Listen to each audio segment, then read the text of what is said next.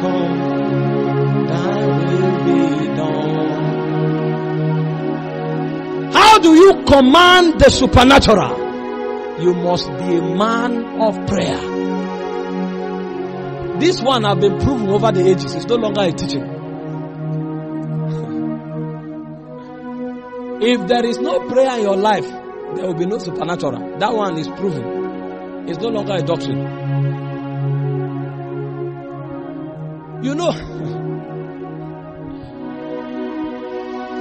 prayer is the literal engagement of the spirit and the spirit realm. It is not talking what you know. It is engaging the spirit and the spirit realm. You can know a lot about the Holy Spirit, but you will never engage it until you begin to pray. You can be a professor of theology. If they quote 3 phrases, you tell every scripture that has it. Hope you know how we search scriptures. You write in the beginning and you click search. Everywhere there is in the beginning, it will open. That's how most professors of theology are. If you quote 3 words, they will tell you everywhere it is, but they don't have the life. Because they don't engage the spirit. Men of impact are men of the mountains. Go and read the Bible from day one. The world was falling into darkness. There was no hope. And the Bible said, from the days of Enosh did men begin to call upon the name of the Lord. That was when there was a hope of a turnaround. You can never traffic the supernatural to the natural realm until you create the bridge of prayer.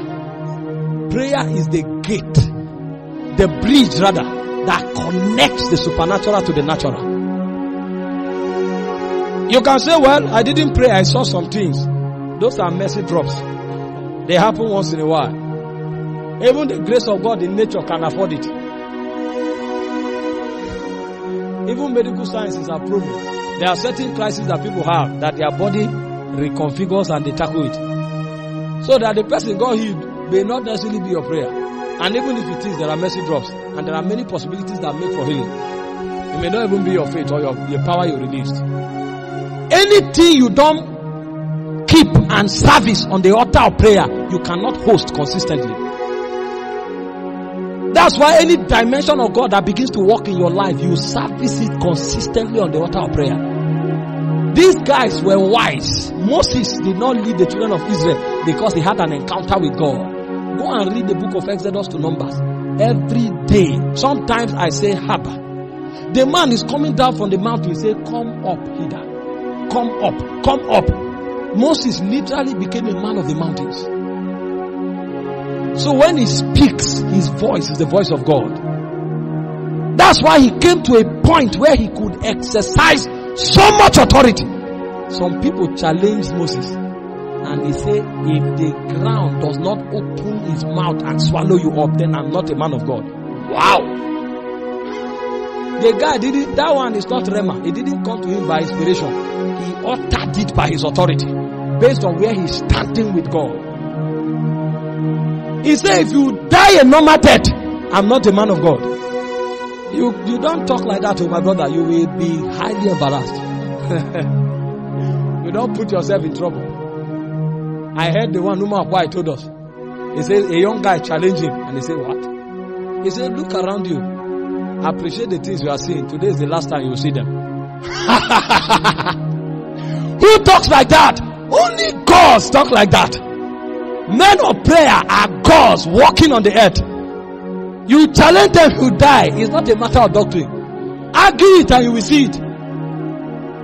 Bishop Oyedepo bought a land in Kaduna and the thugs came. He said, bring good police. Anybody that steps into that land will be struck with irrecoverable madness. The next day by 10 a.m., 3 people were already mad. They brought one to him begging. He wanted to pray and God said, you told me. He said, oh, sorry.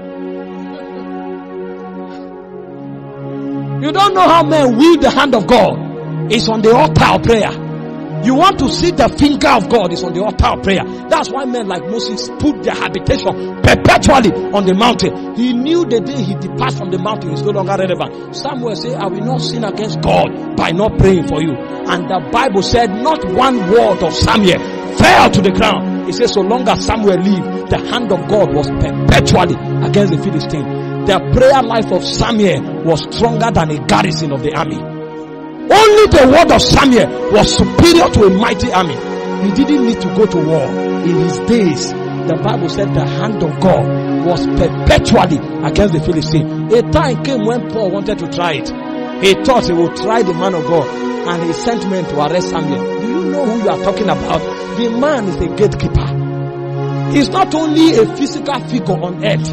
When he stands, his head appears in Zion. Those ones, while they walk on the earth, they stand in the corridors of immortality. When they speak here, heaven move first. Heaven move before men move.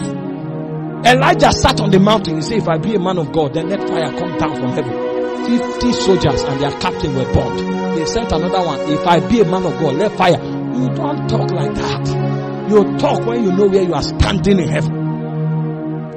We want to see dimensions of God, and we cannot pour out our life on the altar of sacrifice. We can't pray, and you think, who told you God is biased? The Bible said it's not unrighteous to forget your labor of love. One of those labor is prayer. People don't pray, they want to see things happen in their life. The Bible said the labor of the foolish wearieth every one of them, because they know not how to enter the city. You don't enter the city by doctrine. You enter the city because you are carried by the Holy Ghost. It is the gateway of prayer that brings you to that level of intimacy. That's why these men were men of the mountains.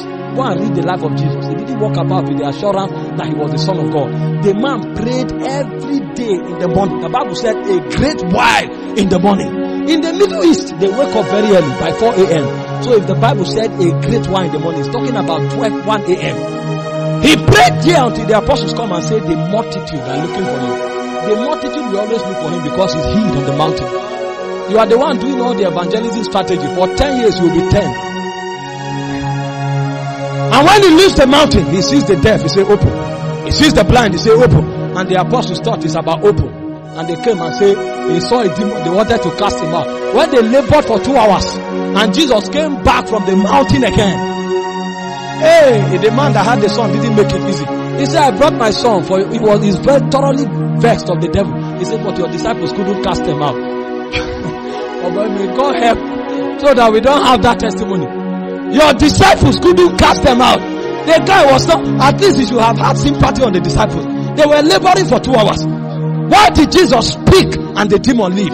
In Matthew 17 verse 2, the Bible said he was on the mountain praying. That's his life. And while he was praying here, he said the fashion of his countenance was altered. His raiment glowed.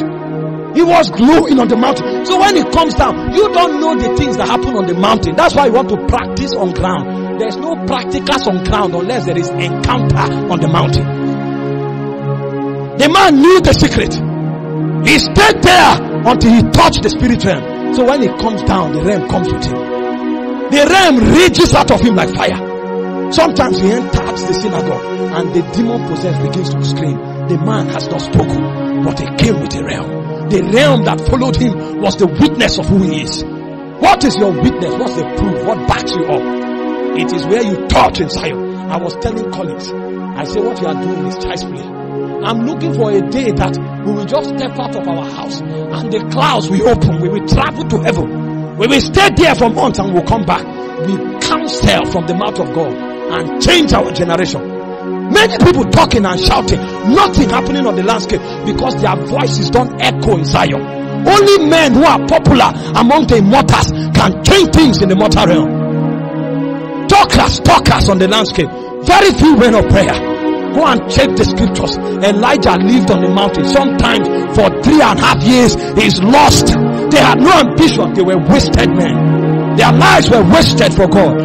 They cannot lose in time. Enoch walked with God, the Bible says. How do you think he walked with God? Enoch, this was a man that in his days everything was full of corruption. The guy lived in the secret place. A point came when he became so popular, and Enoch will walk and say, God will carry me. In this life, I have lived in the spirit realm until my spirit has been saturated with enough life. I don't need to die to go to heaven. He said, God will take me. When you pray, you come to a place where we call the place of communion. That's when you can gist with the Holy Ghost. This one is no longer traditional prayer. This one is a man having intimacy with God. Communion is an access point for people of prayer. And when you come to communion, then you are a man who carries encounters as a natural disposition. That's where Enoch entered. Is Enoch walked with God. He was in the 7th generation after Adam. But the guy was telling things that will happen in the days of Armageddon. When time is accomplished, he said he saw the Lord descending from the mountains of Paran with 10,000 of his saints. He is talking about the Armageddon. When God will come to judge the earth. The guy traveled through time. He saw the end of days. How did he become so mighty? A man of the presence. The same thing he saw was the same thing Moses saw, because they entered the same place in the spirit. Moses blessed the children of Israel, and he said, from the mountains of Paran, I saw the Holy One descending with 10,000 of his saints. That was the same thing Enoch saw. By prayer, they entered into a gate of communion, and they could see the same thing. Our difference in the spirit is determined by where we commune. The authority we wield is determined from the height where we commune in the spirit. That's why the Bible said we are seated with him in heavenly places. There are many places. You can be in the spirit, but there are places. John was in the spirit on the Lord's day. Another voice came and said, come up hither. Because there are places in the spirit. That's why you never get tired. The more you press, the more you want to press. It will eat up the fabric of your soul. And a point will come anywhere you stand. Your life, your words will sink into the ground as a memorial. Because you spoke over that land, the destiny of that territory will be preserved. Such were the lifestyle of men like Elton. He came to Africa, and it was on the strength of his ministry that men like Benson Idahosa were raised. It was on the strength of his ministry that many territories were conquered. Even today, the revival we speak about in Benue, one of our greatest witnesses in the spirit is the prophecy of Paerti. He said, Boko will fall to the cross, and then an army will rise that will conquer the Islamic North. He was speaking 40 years into the future. How did he see it? How did he know it? He entered a place in the spirit, and he could read the handwriting of God like a screen. That's where men like Daniel lived. So when he shows up in the palace, he can read Mene, take care of a scene. He doesn't need to study it. The place where that hand came from, he lives there. He lives where that hand came from. So he knows that writing. That writing is for immortals. That's where John entered, and the 7 voices spoke. He said, don't utter this among men. He said, seal it and eat it. That one is not a news among men. It's for men of the presence. When the 7 voices uttered their voice, he said, don't write it down. That one is not for everybody. It's only for men who can travel deep. So when Daniel traveled, he could read Mene, take care of a sin. It's a language of the spirit, and he went to where the hand came from. And because he dwells where the hand that wrote that in him, he can read it anywhere. And he said, look, your kingdom has been divided. He said, tonight the Medes and the Persians, they will overthrow you. That night the king lost his throne, because a man of the spirit showed.